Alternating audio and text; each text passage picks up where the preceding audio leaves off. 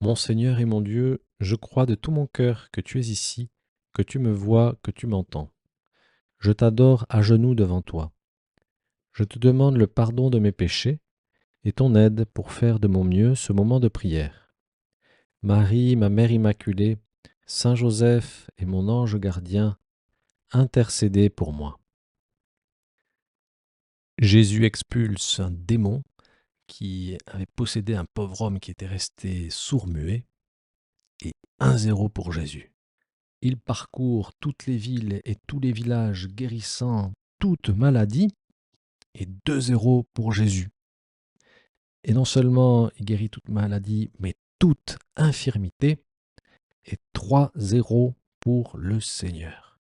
Nous voyons aujourd'hui dans l'Évangile Jésus qui livre son match contre le mal, contre le démon, et Jésus qui file vers la victoire, tout droit vers la victoire. Et non seulement il terrasse l'adversaire, le diable, le mal, la maladie, les infirmités, mais en plus, il veut nous faire participer à sa victoire. Et donc, il nous invite à faire partie de son équipe. Et c'est la deuxième partie de l'évangile qu'on lira aujourd'hui. C'est une invitation de Jésus à devenir des ouvriers pour cette victoire qui s'annonce si belle.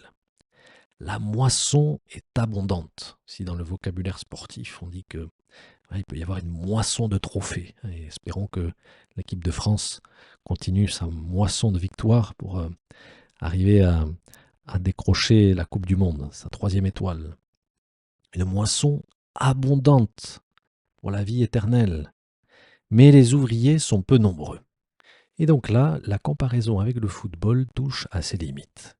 Car si on demande à des jeunes garçons, et même des jeunes filles aussi, puisque le football féminin se développe pas mal, s'ils seraient d'accord de faire partie de l'équipe de France, ben, ils diraient certainement oui, et un grand oui. Et c'est le rêve de plein d'enfants, et même des adultes aussi, qui se projettent sur cette équipe de France, ou sur leur équipe nationale, ou sur leur club.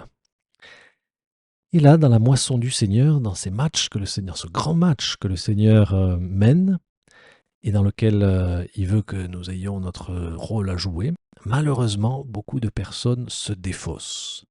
Malheureusement, alors qu'il s'agit du match le plus important, de la chose la plus essentielle dans notre vie, malheureusement, beaucoup de personnes déclinent l'invitation.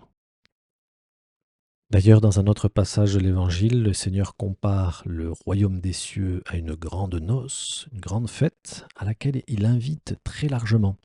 Mais malheureusement, nous sommes très forts pour trouver de fausses excuses. Par exemple, j'ai acheté un champ et je suis obligé d'aller le voir, je t'en prie, excuse-moi.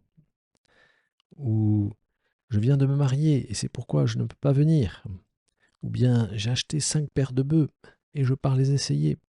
Je t'en prie, excuse-moi. Aujourd'hui, on dirait je peux pas, j'ai piscine. Ou je peux pas, j'ai aquaponé. Ou des excuses un petit peu sorties de notre chapeau.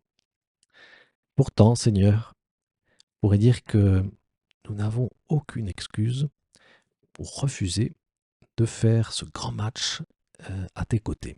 De plus, c'est dans notre intérêt que de faire ce match dans ton équipe et de lutter contre le diable, contre le mal, contre la maladie, pour le bien, de lutter pour le bien. Et c'est ça qui va remplir notre cœur, c'est ça qui va nous rendre heureux.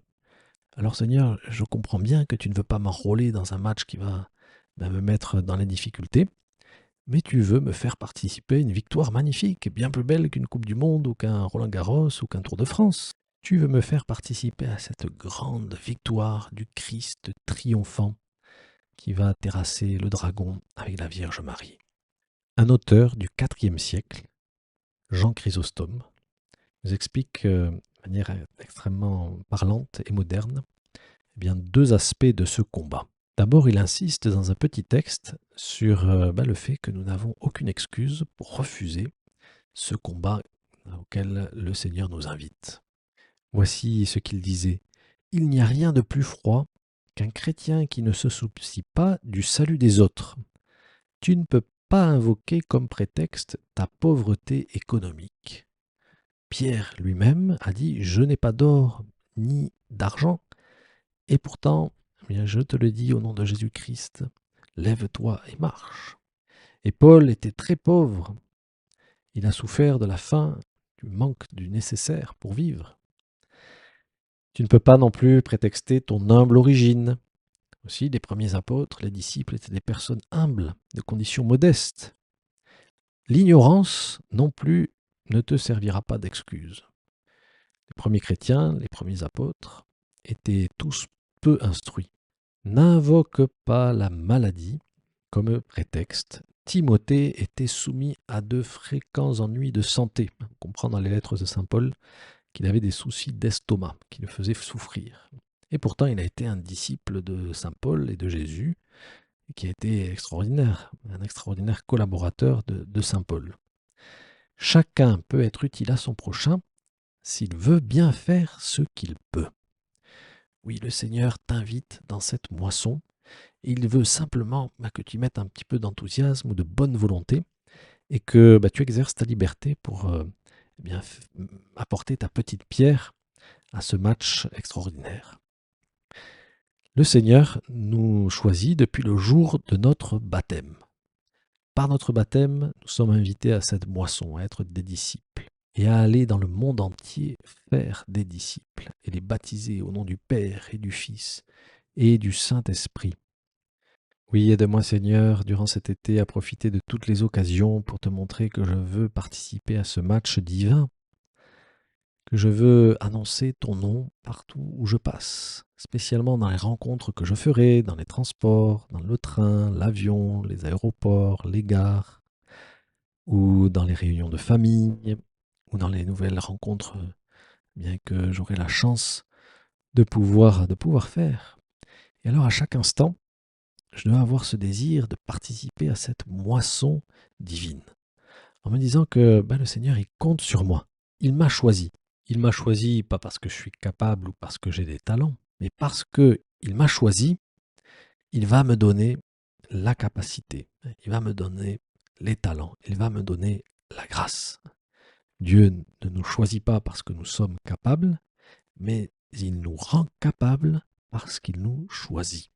Il nous choisit pour être ses ouvriers dans sa moisson et pour récolter avec lui, pour participer à la victoire divine.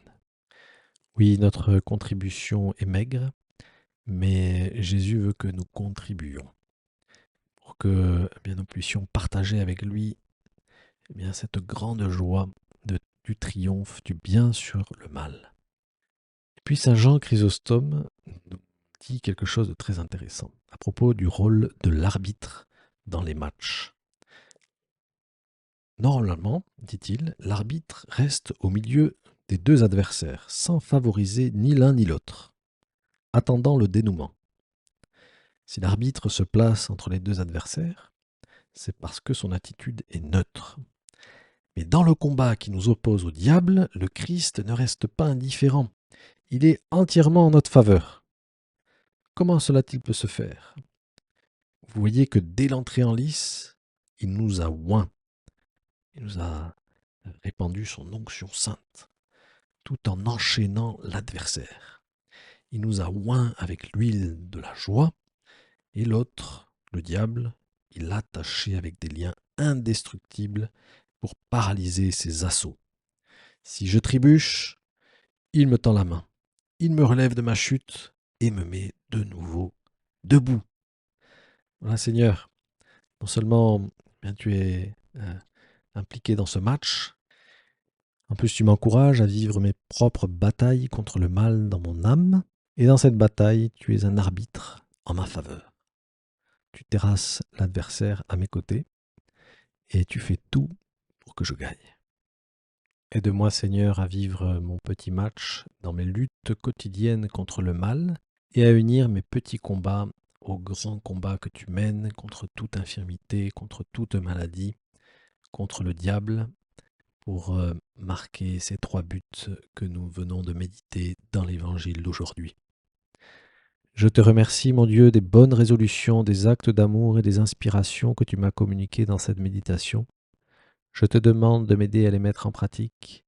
Ma Mère Immaculée, Saint Joseph, mon Père et Seigneur, mon ange gardien, intercédez pour moi.